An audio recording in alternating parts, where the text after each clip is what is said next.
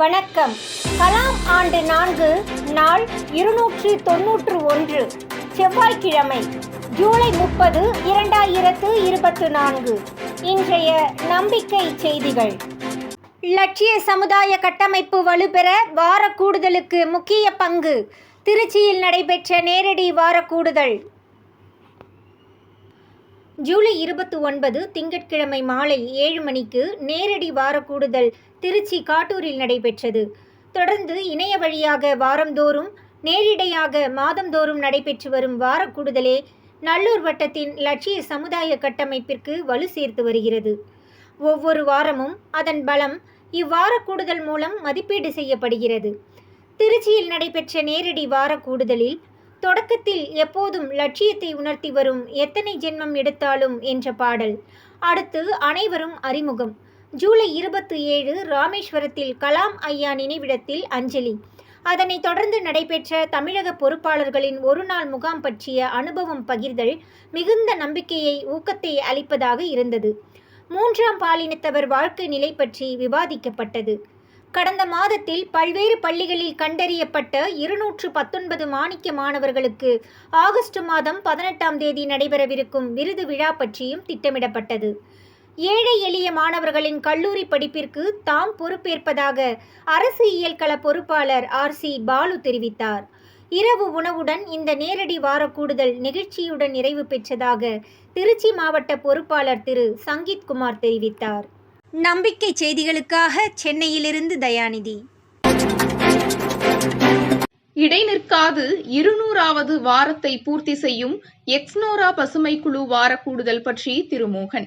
200 வாரங்களில் 1400 நாட்களின் களப்பணிகளை அசை போட்டுள்ளோம். நான் எனும் சொல்லை இவ்வார கூடுதல் நாம் என்று மாற்றியுள்ளது. மங்கலான வெளிச்ச புள்ளிகள் வார கூடுகை தந்த நம்பிக்கைகளால் நட்சத்திரங்களாக ஜொலிக்கின்றன. வார கூடுதல் எண்ணங்களை செயலாக்கி அதனை பழக்கமாக்கி வாழ்க்கையாக மாற்றியுள்ளது. சூழியல் சார்ந்த எத்தனை தொடர்புகள், எத்தனை நம்பிக்கைகள், எத்தனை கற்றல்கள், எத்தனை மாற்றங்கள், எத்தனை திட்டங்கள்! ஆஹா, வார கூடுதல்கள்! ஆஹா, அற்புதங்கள்! சமூக செயல்பாடுகளுக்கு வார கூடுதல்கள் உயிர் ஊக்கிகளாம். நம்பிக்கை செய்திகளுக்காக சேலத்திலிருந்து சி. ஹரிஸ்வேதா. திருமூர்த்திமலை ஸ்ரீ பரஞ்சோதி யோகா கல்லூரியில் கார்கில் வெற்றி விழா. திருமூர்த்திமலை ஸ்ரீ பரஞ்சோதி யோகா கல்லூரியில் இந்தியா கார்கில் போரில் வெற்றி பெற்ற நினைவு தினம் நடந்தது. உலக அமைதி தூதுவர் கல்லூரி நிறுவனர் குருமகான் ஆசி வழங்கினார். அஷ்டதீபம் ஏற்றப்பட்டது. இதில் அமராவதி நகர் சைனிக் பள்ளியின் நிர்வாக அலுவலர் லெப் கர்னல் தீபு சிறப்புரையாற்றினார். கல்லூரி பொறுப்பு முதல்வர் சண்முகப்பிரியா வரவேற்றார். உலக சமாதான ஆலய பொதுச் செயலாளர் சுந்தர்ராமன் வாழ்த்தி பேசினார். லெப் கர்னல் தீபு கார்கில் போரில் பங்கேற்ற நிகழ்வுகளை ஒளி வாயிலாக மாணவர்களுக்கு விளக்கினார். -48 டிகிரி குளிரில் நமது இராணுவ வீரர்கள் கார்கில் போரில் சுமார் 527 பேர் வீரமரணம் அடைந்தனர். 1638 பேர் படுகாயமடைந்தனர் என்றார். முடிவில் பேராசிரியர் சிவசுப்பிரமணியன் நன்றி கூறினார். மாணவி ராஜஸ்ரீ தொகுத்து வழங்கினார். நிகழ்வில் மாணவர்கள் யோகா செய்து காட்டினர். திருநாளூர் நண்பர்கள் நடத்தி வரும் போட்டித் தேர்வு பயிற்சி மையத்தில் 6 பேர் தேர்ச்சி.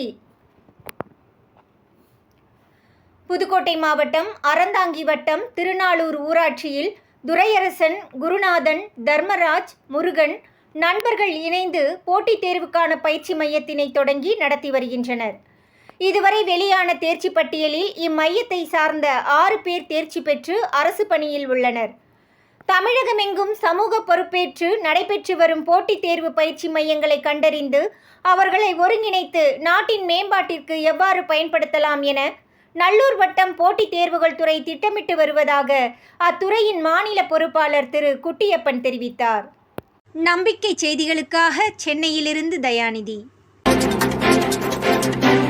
மனு பாக்கர் என்ற விளையாட்டு வீராங்கனை ஒலிம்பிக்கில் சாதனை.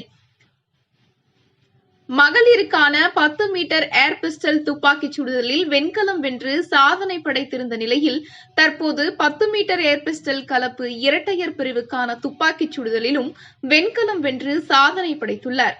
இதன் மூலமாக ஒலிம்பிக் வரலாற்றில் ஒரே தொடரில் 2 பதக்கங்களை வென்ற முதல் இந்தியர் என்ற சாதனையை மனு பாக்கர் படைத்துள்ளார்.